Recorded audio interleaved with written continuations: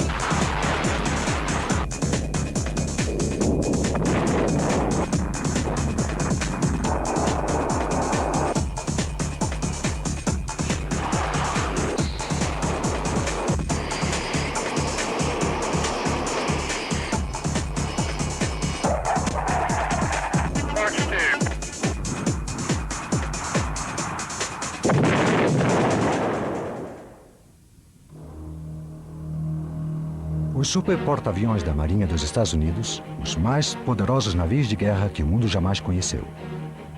Equipado com os melhores aviões de guerra, o grupo de combate desses porta-aviões é capaz de enfrentar qualquer situação, em qualquer lugar e a qualquer momento.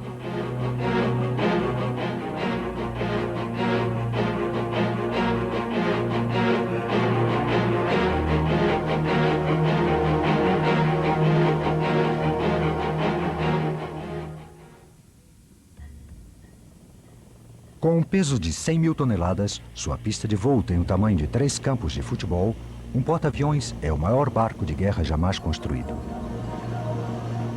Sua tripulação é composta de 6.500 homens que se dedicam a uma só tarefa: garantir que suas 85 aeronaves estejam sempre prontas para decolar e combater. Os caça-bombardeiro FA-18 Hornet, F-14 Tomcat, o bombardeiro de ataque A-6 Intruder e mais uma variedade de aeronaves de apoio têm cada um uma tarefa distinta. Mas combinados, estes aparelhos podem cumprir quase todos os tipos de missão.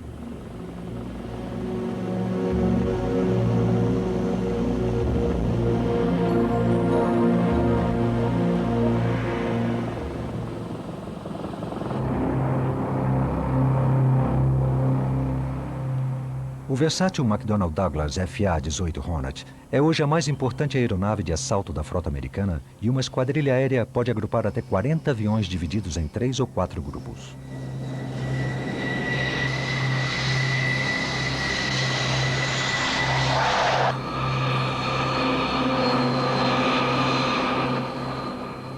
Em ação, na versão Mono Biplace, as missões do Hornet incluem a defesa e o ataque aéreos mais próximos ao porta-aviões, operações de combate, como também realizar ataques em terra e raids antinavios. O Hornet está preparado para efetuar um grande número de missões ofensivas e defensivas de dia ou de noite. Equipado com controles do tipo fly-by-wire, radares multiuso, sistemas de voo por computador e impulsionado por 2 motores de combustão retardada, cada um com mais de 7 toneladas de empuxo, o Hornet é o preferido dos pilotos da Marinha.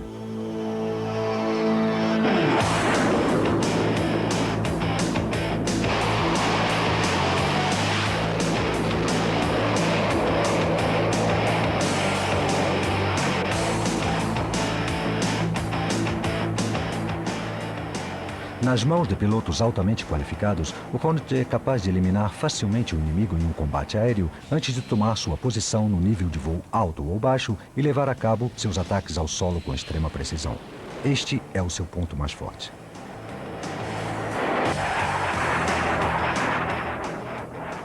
Ele pode lançar bombas convencionais, mísseis teleguiados, bem como abrir fogo com os seus canhões.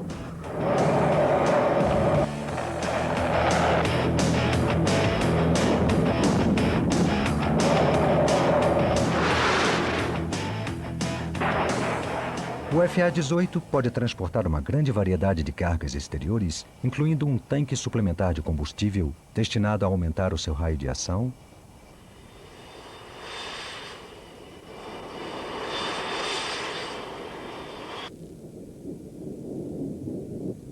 além das bombas convencionais silenciosas ou não dirigidas. A AGM-62 Walleye é uma bomba planadora não motorizada, guiada por TV e usada para destruir bunkers, construções e pontes. Os mísseis Maverick, guiados por raios infravermelhos ou laser, são especialmente poderosos contra tanques inimigos. Supersônicos e com alcance de mais de 20 km, os Maverick foram usados com efeitos devastadores na Guerra do Golfo. Uma das funções-chave do Hornet é a de suprimir os sistemas aéreos dos mísseis de defesa e dos radares inimigos. Sua principal arma é o HARM, um míssil anti-radar de alta velocidade que utiliza avançados sistemas de orientação por computador que o leva direto ao centro de transmissões do radar do inimigo.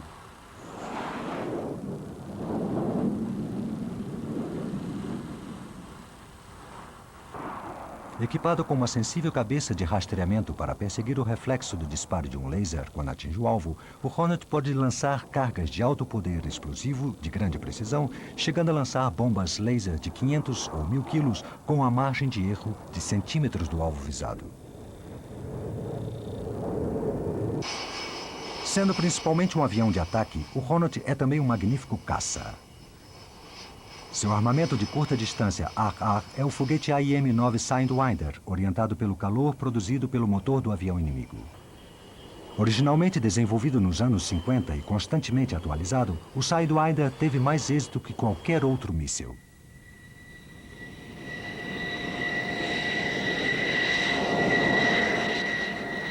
Para os combates de alcance médio, o Hornet está equipado com o AIM-7 Sparrow, guiado por radar com alcance de até 45 km.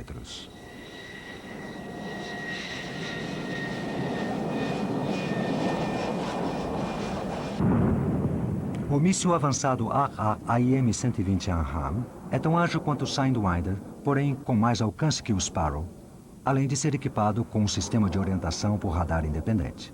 Assim, uma vez o míssil disparado, o Hornet está livre para ir embora e buscar outro alvo.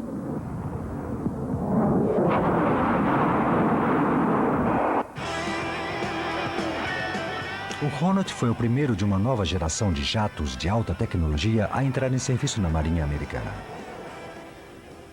Os displays em tela cores, que exibem as múltiplas funções, são de leitura bem mais fácil do que os velhos relógios e mostradores dos aviões mais antigos.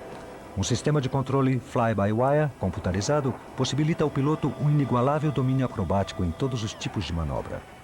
Por sua agilidade, o Hornet é um temido oponente num combate aéreo a curta distância.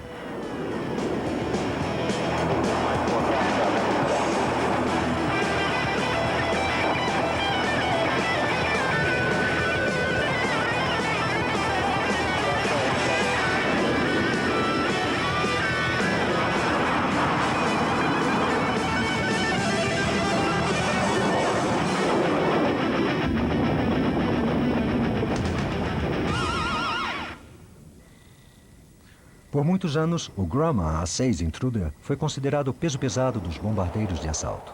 A maioria dos porta-aviões inclui uma esquadrilha de 14 desses aviões precisos e devastadores.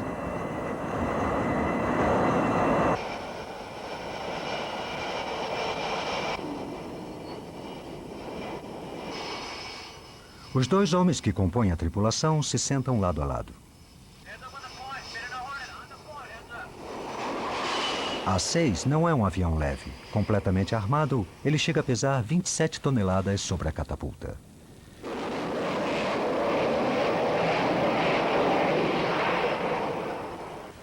Os Intruder foram os primeiros jatos de ataque capazes de voar e combater igualmente bem, seja durante o dia ou à noite. Sua eletrônica avançada indicava que os Intruders eram os únicos que podiam atacar com precisão em quaisquer condições meteorológicas.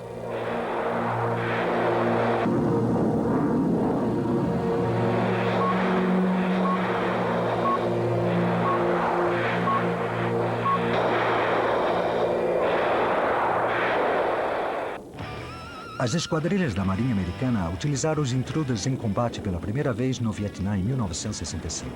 Projetado como um porta-bombas subsônico, ele podia atacar em qualquer situação.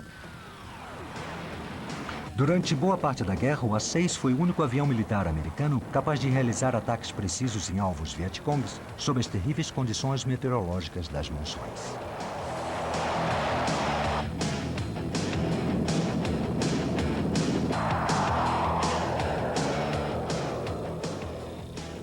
Os Intruders carregam externamente seus armamentos em 4 pontos sob as asas e um sob a fuselagem. Cada avião pode levar mais de 8 toneladas em bombas, mais do que um Flying Fortress B-17, conhecido bombardeiro da Segunda Guerra Mundial. Os A-6 mais antigos possuíam um sistema de alvos localizados por radar. Enquanto o avião era pilotado, o navegador, sentado à direita, conferia o alvo, apontava e soltava munição.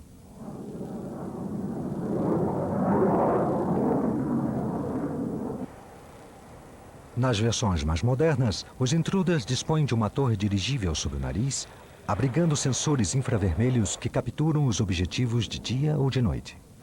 Utilizando o laser para medir distâncias e assinalar os alvos para armamentos orientados com precisão, os Intruders sempre conseguem lançar suas bombas no momento adequado.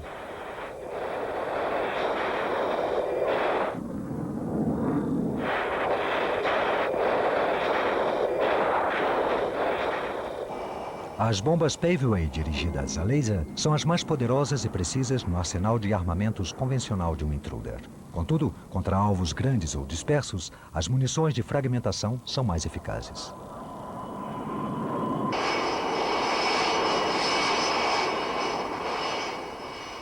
As bombas de fragmentação Hawkeye possuem em geral centenas de granadas de dupla utilização, antipessoal e antiblindagem, mas também podem ser equipadas com uma variedade de explosivos ou submunições químicas ou incendiárias.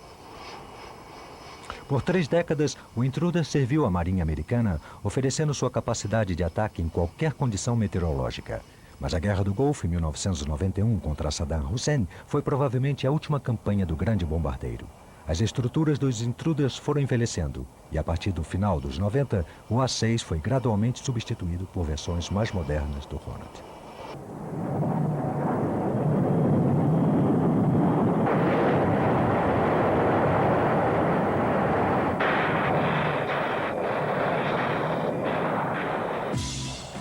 Uma variação do Intruder que ainda perdurará é a EA-6B.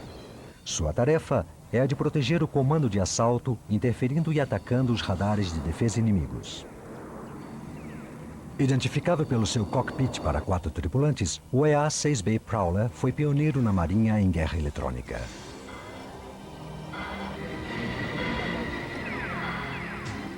Seus sofisticados receptores de radar e transmissores de interferências são levados no topo da cauda e sob suas asas.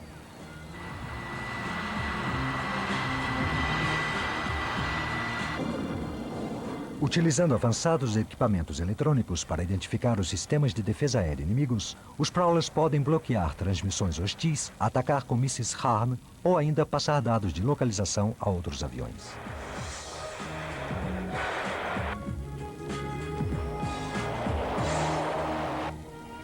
A esquadrilha inclui pelo menos 4 KA-6D Intruders de abastecimento. Equipados com dispositivos para reabastecimento em pleno ar e tanques sob as asas, esses postos de gasolina voadores mantêm as forças de assalto em pleno ar por muito mais tempo.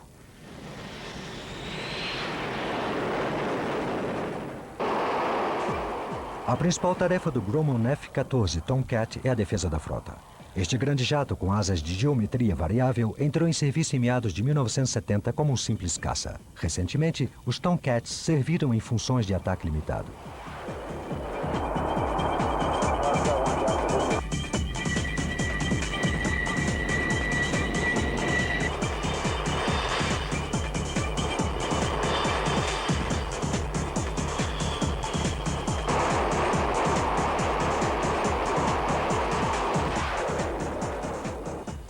Capazes de carregar mais de 6 toneladas em bombas, os F-14, que recebiam armamento de ataque ao solo, foram apelidados Bombcats.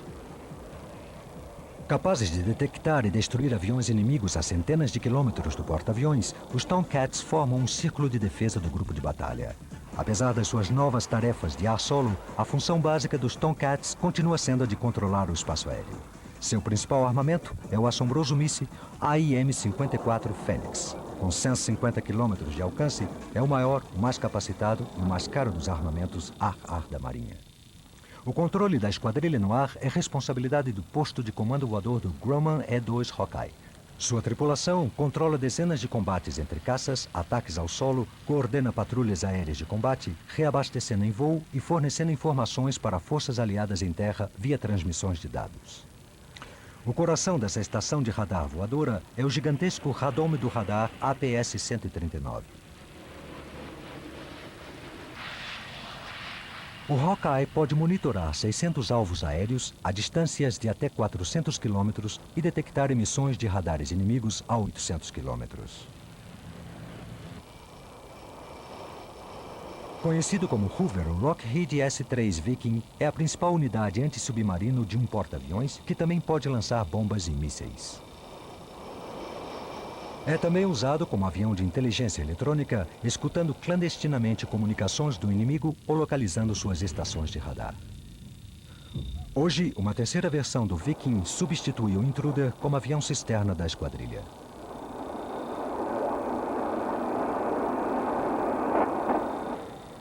O Vought A-7 Corsair era o principal avião de ataque leve de supressão de defesa da Marinha nos anos 80, quando a chegada do FA-18 assinalou o fim da sua carreira.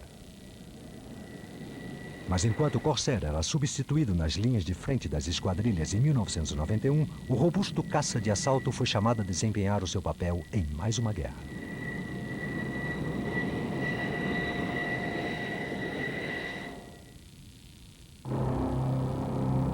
No dia 2 de agosto de 1990, o Iraque de Saddam Hussein invadiu o Kuwait. As forças iraquianas ultrapassaram maciçamente as fronteiras e tomaram o Emirado rico em petróleo.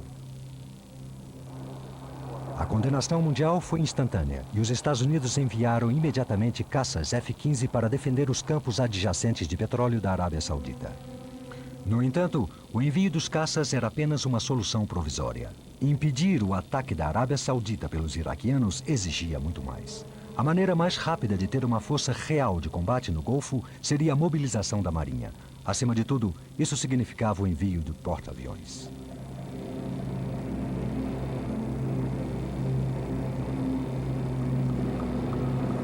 Em poucos dias, os grupos de combates dos porta-aviões que estavam no Oceano Índico e no Mediterrâneo foram transportados para a região, patrulhando o Golfo Pérsico e o Mar Vermelho.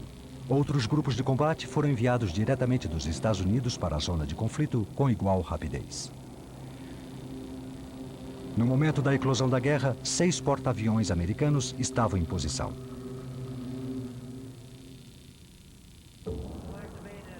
Esquadrilhas de Hornets e de Intruders faziam planos para tantas missões quantas fossem necessárias.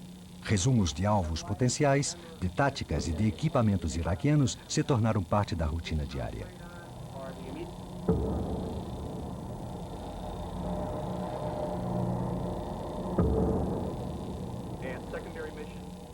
A esquadrilha de ataque 34 escalou A-6 Intruders que faziam parte da esquadrilha 7 do porta-aviões nuclear Dwight D. Eisenhower. Sua primeira tarefa era deter Saddam Hussein, que tentava tomar os campos petrolíferos sauditas mais importantes do mundo.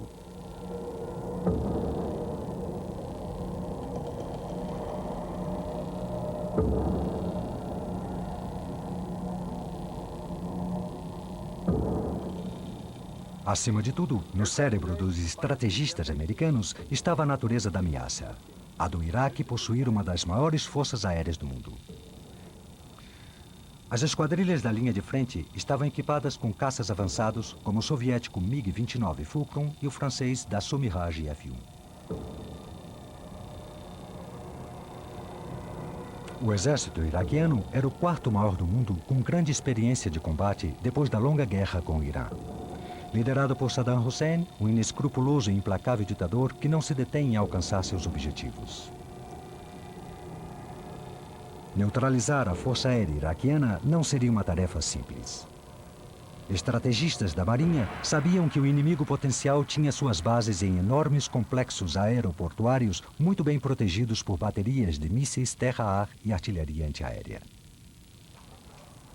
Depois de 5 meses de preparação, as esquadrilhas dos porta-aviões no Oriente Médio estavam prontas para entrar em ação. Deixando a sala de reunião das esquadrilhas, após terem recebido as instruções finais no briefing, os pilotos de combate da Marinha vestem seus incômodos uniformes de voo.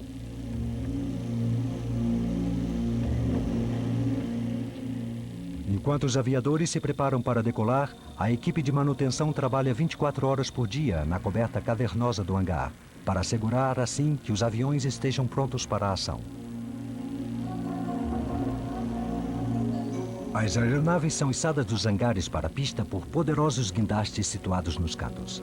Temos o cenário de um caos aparente, mas existe ordem nesta frenética atividade.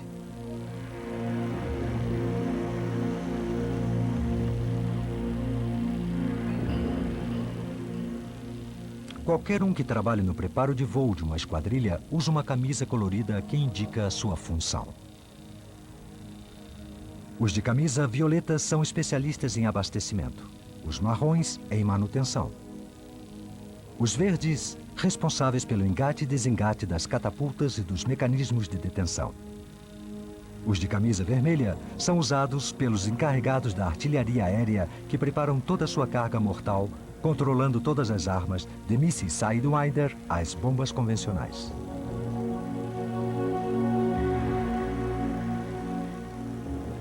Os pilotos fazem uma revisão final antes de subir ao cockpit e se preparam para a decolagem.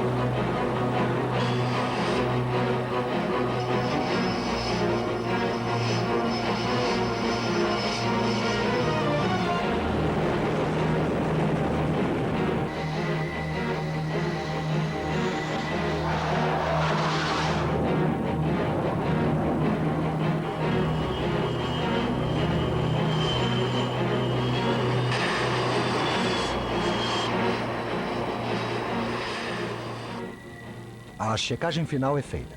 Os aviões estão armados, tripulados e prontos. A equipe de lançamento conecta o mecanismo do nariz do avião nas catapultas que acelerarão as 30 toneladas da aeronave a mais de 250 km por hora em menos de 3 segundos. Um sinal do piloto indica que tudo está pronto e a ordem é dada: lançar a esquadrilha.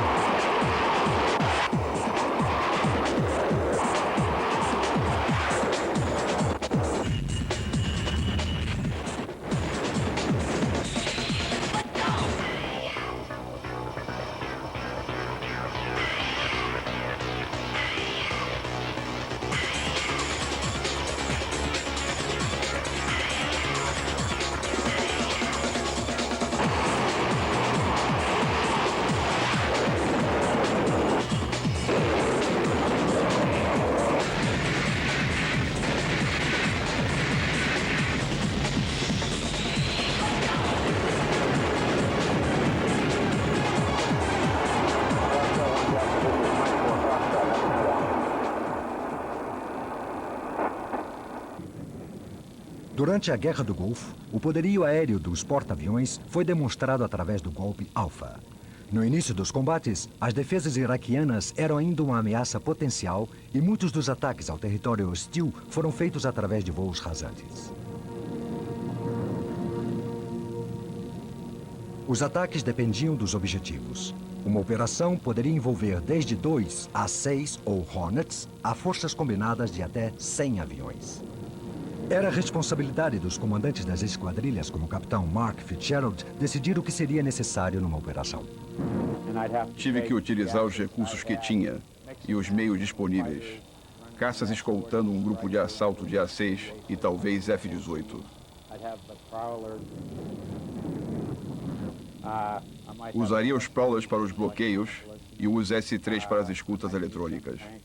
Poderia necessitar de combustível extra e assim abasteceria alguns A6 e S-3 e formaria um grupo de assalto para atingir o alvo.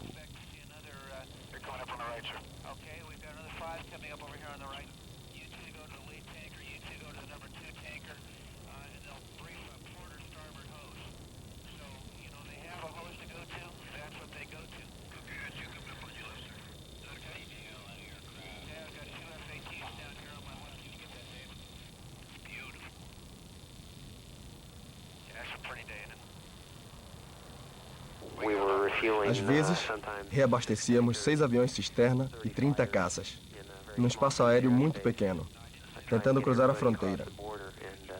Foi um esforço enorme manter os aviões abastecidos em tão pouco tempo e ainda trazê-los de volta.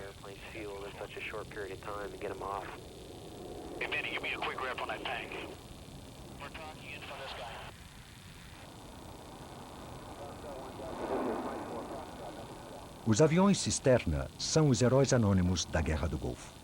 As cargas de armamento pesado diminuíram o raio de combate tático dos aviões, tornando essenciais os reabastecimentos em voo.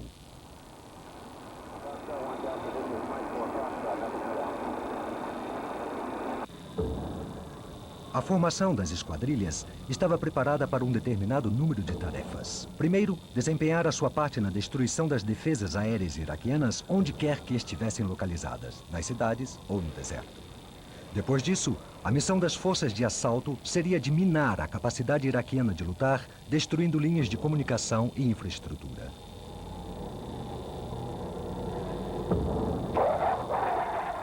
Os primeiros ataques foram feitos em baixas altitudes, mas a destruição das defesas aéreas logo permitiu à Marinha a realização de ataques mais efetivos a alturas mais elevadas. O triunfo da coalizão foi utilizar armamentos de alta tecnologia com uma precisão jamais vista. Sensores ultramodernos permitiam aos pilotos localizar e fixar os alvos tanto de dia quanto de noite. Pontes, polos industriais, aeroportos e estradas foram atacados.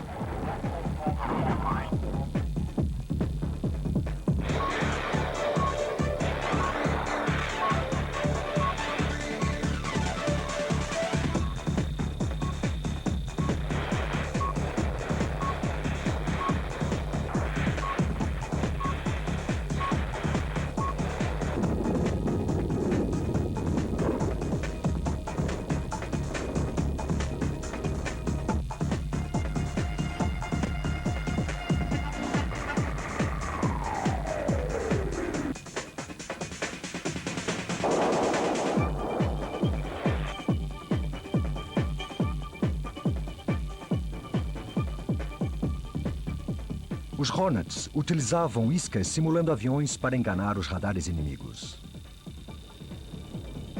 Os mísseis HARM mostraram aos iraquianos o perigoso que era depender dos seus radares. Armas dirigidas como o Walleye, uma bomba teleguiada, tiveram um grande desempenho.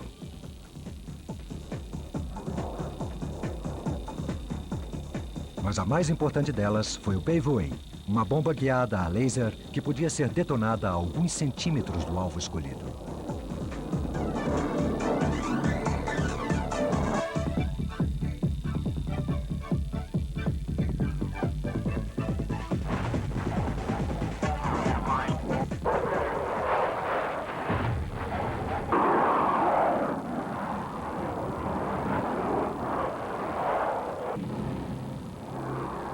Em 17 de janeiro de 1991, na primeira missão diurna da Guerra do Golfo, um grupo de assalto de Hornets decolou dos porta-aviões Saratoga e John F. Kennedy. O alvo dos Hornets era o enorme complexo de bases aéreas H-3 no Iraque Ocidental. Durante as incursões de abertura, na noite anterior, vários aviões de assalto aliados foram derrubados por mísseis terra-ar e metralhadoras antiaéreas iraquianas. Nos primeiros dias da guerra, os caças iraquianos eram ainda considerados uma ameaça. Cada um dos 4 Hornets do Saratoga carregava 4 bombas de 900 quilos e levava mísseis ar-ar para sua proteção. O grupo estava a uns 50 quilômetros do alvo quando o alerta inimigo dado por um E-2 Hawkeye informou sobre os MiGs que se aproximavam. Os 4 Hornets, comandados pelo capitão Mark Fox, rapidamente localizaram os MiGs e travaram seus radares no alvo.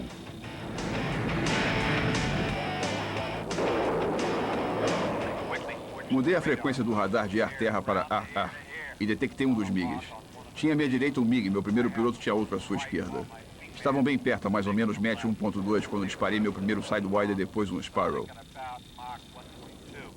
O Sidewinder o alcançou e o Sparrow mergulhou numa bola de fogo. Meu primeiro piloto, o tenente Mongilio, disparou o segundo Sparrow que derrubou o outro MiG.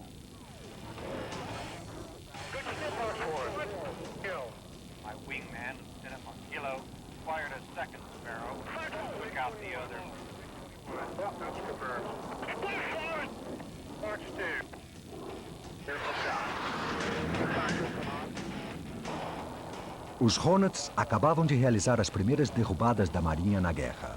O encontro, desde o aviso do Hawkeye até o impacto do míssil, levou menos de 40 segundos.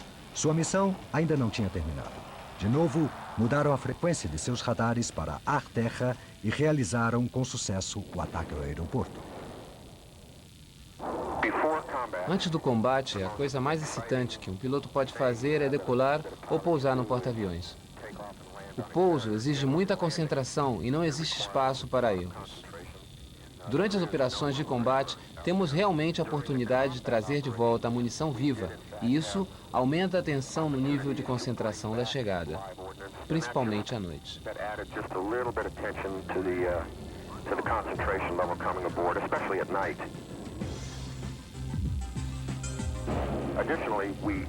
Além disso, voltamos com um pouco combustível e não temos tempo, ou tempero, como costumamos dizer, para evitar os cabos e fazer várias aproximações ao navio. Realmente, precisamos descer na primeira vez. Acredite ou não, é uma experiência muito emocionante.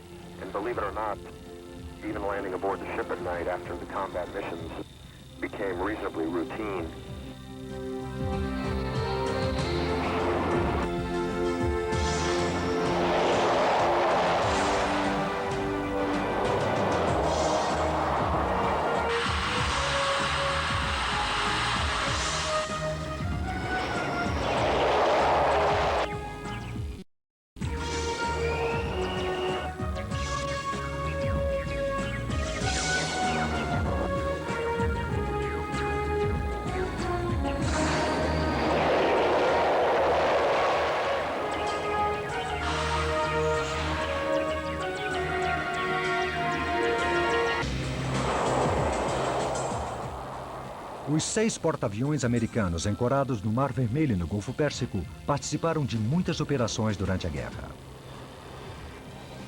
Os aviões que retornavam das missões eram removidos e seus cabos de detenção retirados a fim de não atrapalhar os que aterrissavam em seguida.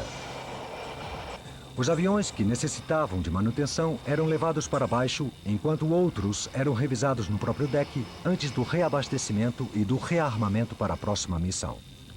As esquadrilhas dos porta-aviões geralmente realizavam 2 missões diárias com equipes trabalhando noite e dia e assegurando o maior número possível de aeronaves disponíveis. Cada porta-aviões tinha registrado mais 11.000 saídas e suas esquadrilhas participaram em mais de 100 assaltos aéreos durante os 6 meses de combate, despejando cerca de 1 milhão de quilos de munição durante o processo da guerra.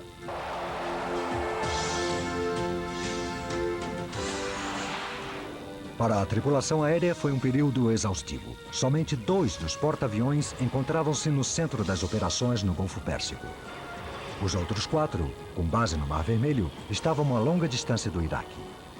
As missões, com duração média de 5 horas, eram extenuantes mesmo para os combatentes mais experientes. Sua contribuição para a campanha foi reconhecida pelo comandante da coalizão, General H. Norman Schwarzkopf. Eu seria omisso se não mencionasse as operações navais. A Marinha fez um grande trabalho no apoio à campanha aérea. Decolou mais de 3.500 vezes dos nossos 6 porta-aviões, que lançaram mais de 260 mísseis Tomahawk. O resultado da guerra para Saddam Hussein foi a aniquilação do seu poder e da sua influência no Oriente Médio.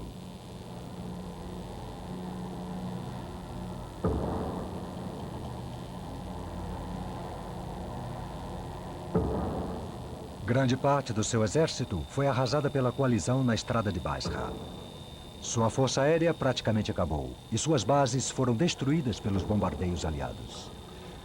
Forças livres do Kuwait retornavam triunfantes para sua terra e os porta-aviões da Marinha desempenharam um papel decisivo na vitória final, como nos explica o comandante do porta-aviões Carl Vinson, Larry Balkan.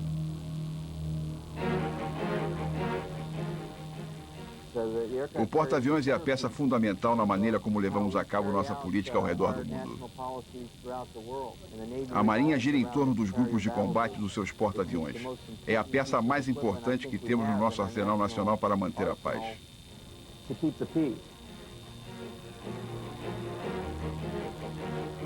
O porta-aviões tem mais capacidade do que qualquer outro navio de guerra que tenha sido lançado ao mar, e tem sido constantemente aperfeiçoado em suas virtudes.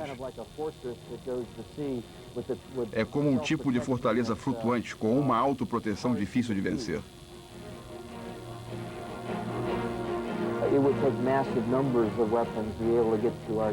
Seria necessária uma enorme quantidade de armas para atravessar nossas defesas.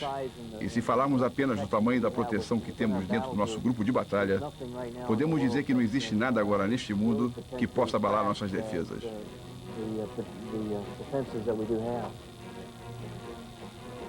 O porta-aviões é hoje ainda mais valioso que nunca.